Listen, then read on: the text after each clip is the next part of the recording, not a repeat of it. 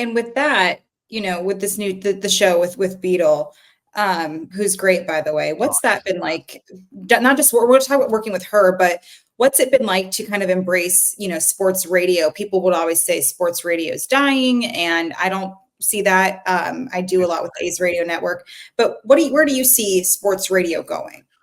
Honestly, I think when people say sports radio is dying, I vehemently disagree because it's not. I do think radio is going through an issue, but I don't think sports radio is in that scenario. Sports radio, What separates those two? Because I don't think sports radio has the competition that actual radio does. When you're talking about radio, top 100 radio, you have competition of the internet, you have competition of Apple Music, Spotify, you have competition of Sirius XM, you have competition of just your Apple iCloud and what you can even just do in that. YouTube's a competitor. Like, there are all those competitors.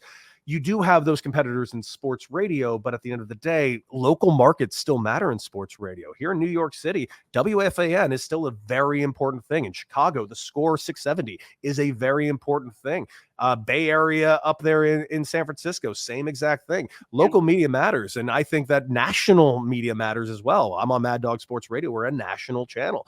We get a lot of listeners. ESPN, they have their national media coverage. I think it's not necessarily dying. I do think it's evolving as far as the internet age continues to grow, and as our attention spans continue to deplete because of the TikTok world that we're currently in. So everything is being done in small bites. Yeah. But those small bites allow you to kind of get to know somebody at least a little bit, to tune into said radio station, to where radio is long form, TV is short form, internet is shortest form.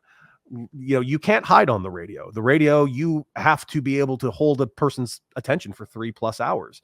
And I love that because I love the sound of my own voice, and I love talking, and I love the fact that I get to talk to one of my best friends in Michelle Beadle on a daily basis. And I have been ungodly spoiled of who I've gotten to work with since I retired from playing. I came out to New York because Craig Carton brought me here. He brought me here to co-host a morning show on Fox Sports that, a guy with my resume as far as a playing career, why would I be 2 years out of minor league baseball co-hosting a nationally syndicated FS1 TV show?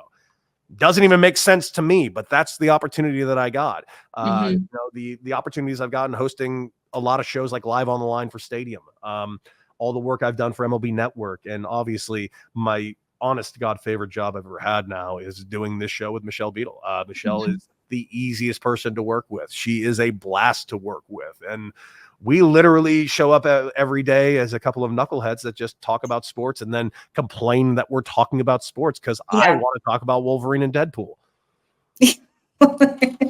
Get that.